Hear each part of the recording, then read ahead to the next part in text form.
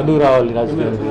నేను రాజకీయం వస్తాను, ఏంటి బెనిఫిట్ నాకు? ఎందుకు చేస్తున్నాను? కానీ నేను తిరుగుతున్నానుగా, సమాజ సేవగా, ఇది మా అభిమానులు ఉన్నారు చేస్తున్నారుగా. ఇప్పుడు నాకెందుకు? నేను ఉండేది తెలంగాణ కదా. మీకు ఏ నాయకుడు మీకు ఇష్టం ఉందో, మీకు ఏ పార్టీ సిద్ధాంతాలు మీకు ఇష్టం ఉందో, మీకు ఎవరు మీకు కష్టపడి మీతో పాటు ఉంటున్నారో, ఎవరు పోలీస్ స్టేషన్ నుంచి, రైల్వే స్టేషన్ నుంచి హాస్పిటల్కి వస్తున్నారో, సర్పంచ్ నుంచి ఎంపీ వరకు, మినిస్టర్ వరకు మీరు వాళ్ళని గెలిపించండి. సాయం చేసిన వాళ్ళు, జీవితంలో సాయం చేసిన వాళ్ళని మర్చిపోవద్దు. ఇంకొక విషయం, ఎన్ని అయిన తర్వాత రాజకీయ నాయకులు కరప్షన్ అని తిడతారు. వాళ్ళు ఎవరు కరప్షన్ చేసింది? మీరే.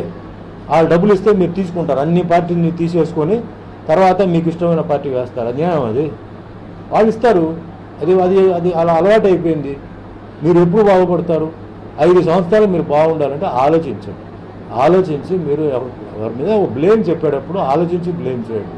ఇది వ్యాపారం. ఇది తర్వాత బాధపడి అయ్యో అలా చేసి ఉండాలి, ఇలా చేసి ఉండాలి కాదు. భారతదేశంలో మతం, కులం ఏమి ఉండకూడదు. అందరూ సెక్యులర్గా ఉండాలి. I'm secularist. ఈరోజు నేను ఇంత లెవెల్లో ఉన్నానంటే నాకు హిందూ, ముస్లిం, క్రిస్టియన్ అందరూ నాకు చేయడంతోనే ఈ లెవెల్లో ఉన్నాను. ప్రొడ్యూసర్, డైరెక్టర్ అందరూ హిందూ అని చెప్పేసి నేను వాళ్ళని తీసి పడేస్తే ఎట్లా? నేను సెక్యులరిజం ఫాలో అవుతున్నాను. సెక్యులరిజం అన్న ఒక రిలీజనే ఇక్కడ ఇండియాలో ఉండాలి. ఆ విధంగా ఏ మనిషి అంటే నిజంగా ఆ సబ్జెక్టుకి బాగా ఉన్నారో వాళ్ళకి నేను ఓటు వేస్తాను. మీరు కూడా అలాగే ఓటు వేయండి.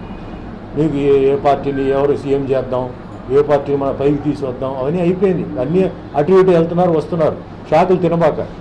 ఎలక్షన్ రిజల్ట్ ముందు ఒకటి ఉంటుంది, ఎలక్షన్ రిజల్ట్ అయిన తర్వాత చాలా మార్పులు వస్తున్నాయి.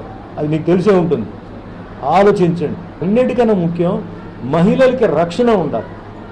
ఈరోజు చిన్న పిల్లలు 5 సంవత్సరాలు 10 సంవత్సరాల పిల్లల్ని రేప్ చేసి పడేస్తున్నారు. కోర్టు తీసుకెళ్ళి పెడితే 5,000 10,000 అంటున్నారు. అదే మీ పిల్లలైతే మీకు ఎట్లా ఉంటుంది? దాని గురించి ఎందుకు మాట్లాడరు మీరు? మహిళలకు ఎక్కడ రక్షణ ఉంది? ఈవ్ టీచింగ్ జరుగుతూనే ఉంది, రేపు జరుగుతూనే ఉంది. ఏమేమో చెప్తున్నారు పోలీస్ డిపార్ట్మెంట్. వాళ్ళు ఏం చేస్తున్నారు? చట్టం మారాలి. ఈ చట్టం మారాలి.